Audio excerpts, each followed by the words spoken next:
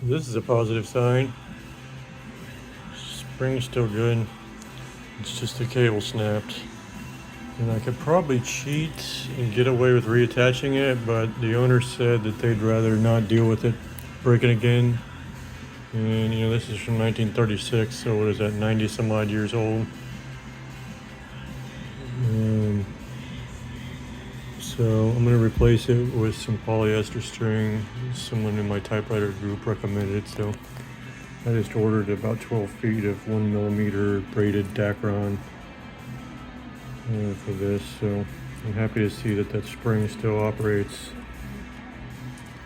But I should be able to get this machine back into shape. I got a sticky key that I'm dealing with, but I think I can overcome that. Anyway, happy typing, y'all.